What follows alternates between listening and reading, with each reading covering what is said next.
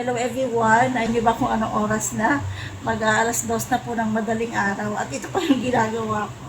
Kasi gusto ko bukas, may maibenta na akong ganito sa aming tindahan. Eh, tinatapos ko na to. Ayan. Medyo kulang yung ano ko, yung plastic bottle ko. At 10 lang kasi to eh. 10 maliit, 10 malaki. Yeah, pinagtaglima ko lang 5 kulay green na maliit at 5 kulay green na malaki at ganoon din sa ating lemon. Yung green ay calamansi scent at yung ating lemon syempre. Ayan, taglima lang muna yung ating gagawin. Bukas bibili ako ng additional na ganito para mai-refill na natin lahat yan. Napakabango din nito, oh.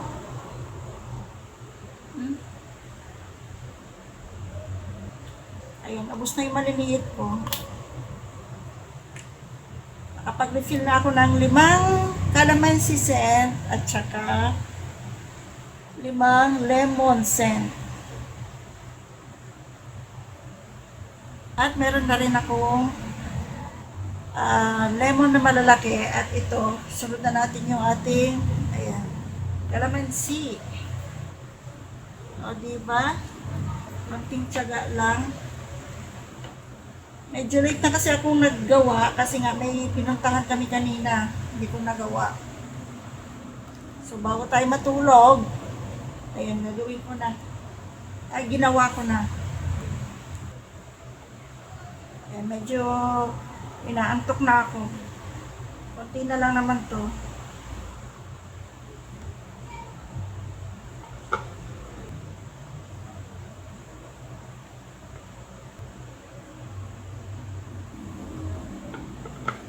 Sana maging mabenta ito sa aking tindahan.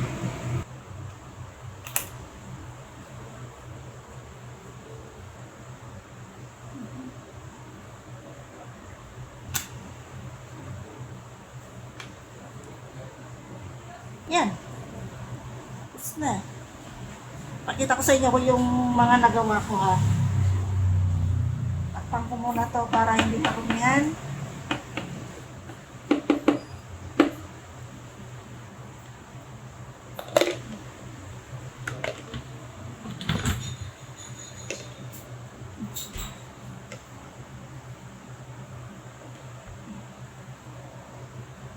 At ito yung ating nagawa. Ayan, taglima. 2, 4, 5 na lemon. At syempre yung ating calamansi. 5 din. At ito yung mga maliliit. Yung 350 ml. 5 din. At ito 5 din yung ating lemon. So, ayan ang ating nagawa. First batch. Bukas na lang yung iba. Kasi medyo inaantok na ang lola mo. So, ang oras ay 1:55 at kailangan na rin nating matulog. So, ayan. At, ayan, magliligpit na ako. At, syempre, kailangan na nating magpahinga dahil napakahaba na ng araw na to para sa akin. Sobrang pagod ko ngayong araw. Ang dami kong ginawa. Mula pag-isip ko kanina umaga, ay dire-diretso na yung aking trabaho. Ayan. Maganda rin na nagpa-vitamins tayo para may lakas tayo sa ating mga trabaho, sa mga ganitong puyatan. Ayan, hindi naman lagi puyat. Kailangan ko lang talagang tapusin to kasi gusto ko may pambenta bukas ng maaga. Sayang naman yung pagka-order natin kung hindi natin agad gagawin, di ba?